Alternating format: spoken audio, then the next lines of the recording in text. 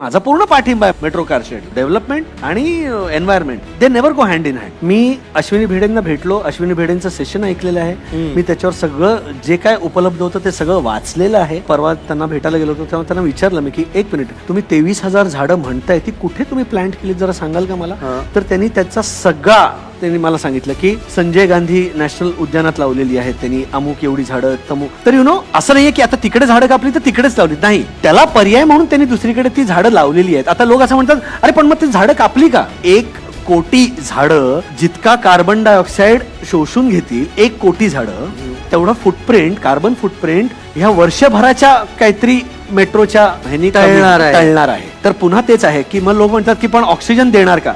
Oxygen नाही देणार, metro oxygen देत नाहीये, पण त्यासाठी पर्याय म्हणून त्यांनी इतकी झाडं लावलेली आहेत. तर मी सपोर्ट केला तर मला ट्रोल केलं.